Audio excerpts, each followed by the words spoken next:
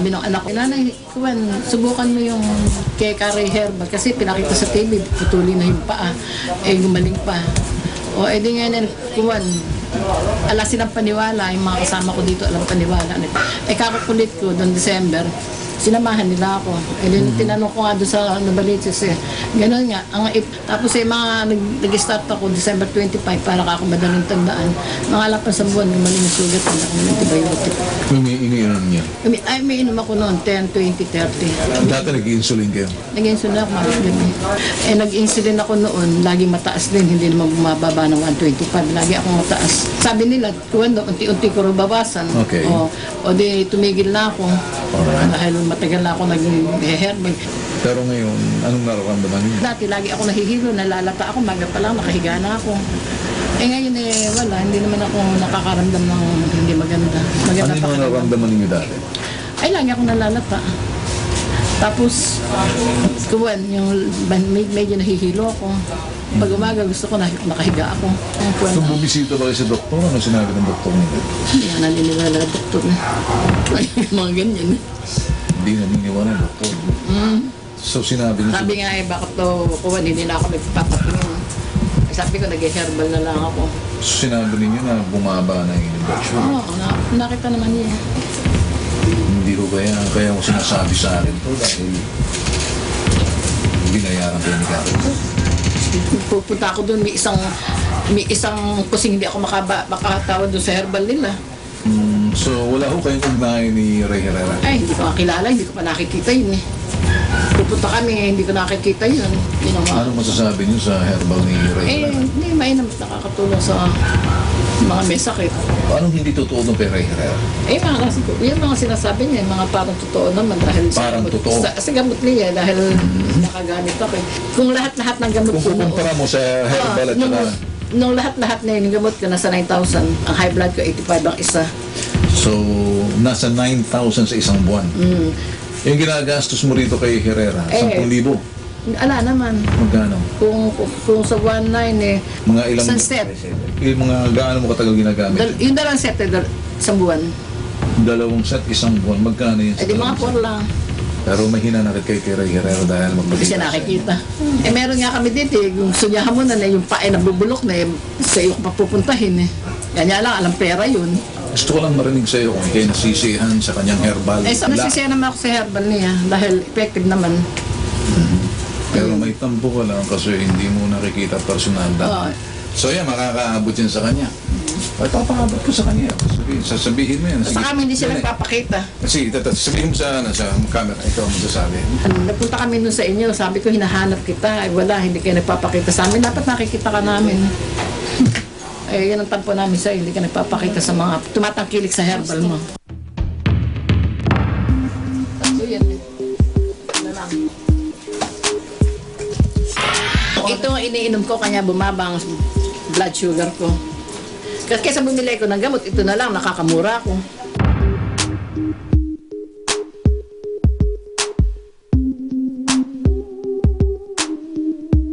Mga kaibigan, sa tampot hinanakit nitong si Agripina, meron ho siyang hamon kay Carey. May kinuha siya at random doon sa kanilang barangay na may sakit na diabetes na mapuputulan na ho ng paa. Nakita ho namin na hindi ko masikmura nung pinakita ho sa amin. Pati nga ho yung mga staff ko nagtakbuhan Nagtakbuhan dahil hindi ho masikmura. Kaya ako, hindi na ako tumingin. Kunyari, mabuti ka mo, nakasalamin ako ng medyo dark shade, kaya hindi niya alam kung saan ako tumitingin, doon sa kabilang banda. Yun ho, mga kaibigan, tinawagan ko ho itong si Ray Herrera o Ray Herrera, tuparin mo yung pangako mo na sinabi mo, pagagalingin mo in 45 days. Kung 45 days hindi gumaling, yung taong puputulan ng paa at makikita nyo ho yung video, ha? Ipapakita ho namin next week yung video kung ano yung estado na yun. Ay papadalhan niya raw ng herbal na importante itong tao na to, walang contact ka Ray Herrera. Hindi kinakailangan makita to ni Ray Herrera. At kami ho ang dapat makakita sa kanya. Pag umpisa niyang uminom, imo-monitor ho namin, dahil itong tao na to walang pera. So, imo-monitor namin during Before, wala pa hong gamot, kinuna na ho namin ng video. During, in 45 days, kalahati ho ng 45 days, 22 days, ang gagawin ho namin, titingnan na ho namin kung may progress. In 45 days, titingnan ho namin kung talagang nupad ang pangarap ng pangako nitong si Karay. Kapag hindi, humanda ka, Karay, mag-resign ka. Ako nandito pa rin. Yun ang hamunan namin. Ito si tatago natin sa pangalan si Buching o si Bunjing. Ito ho, sabi niya, paano naman yan, Ben, kung ganyan ang mangyayari kay Karay na paano kung hindi inumin ng tao?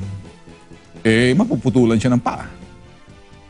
Paano kung talagang hindi inumin ng tao na in 45 days hindi talaga siya hindi magpagaling?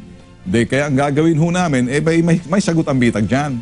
Gagamitin namin yung nagtatampo at gagamitin namin yung naghinanakit kay Ray Herrera ang mag-monitor na yung herbal mismo doon sa bahay nila at pupunta yung kagawad na aming nakita na pumayag na siya dito sa hamunan namin magiging parang ang case study.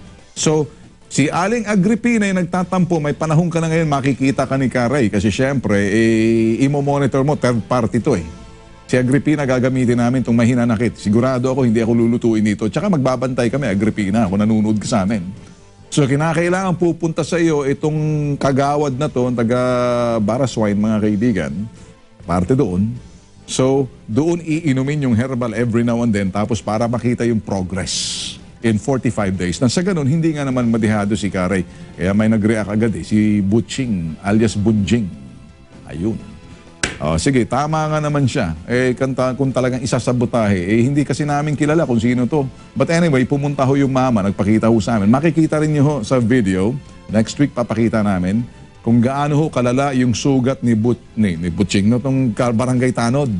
At pagkatapos, ayun ho, imo-monitor na ho namin yan before, during, and after 45 days. Ang sinabi ho ni Karay, in 45 days, pag hindi raw ho gumaling kasi pinapuputulan ho ng paa ng doktor, magre-resign siya. Ako ho, Karay, huwag ka magre-resign. Ang gusto ko, magretiro ka na. Tigilan mo na kung matalo ka rito. Ayun, okay? Resign, magre-resign ka, pero patuloy ka pa rin sa herbal mo. Pero kung itaya mo rito, na pag hindi ito gumaling, retiro ka na. Tigil! Nada! Adios! Yan ho, ang usapan namin. Alam ko naman si Karay, sports yan ganito lang ho talaga ako. Kasi unang-una, napipika ako doon sa mga nagsasabi, ikaw at saka si Ray, kuntsaba. Ano? Kuntsaba? Ganito lang ho.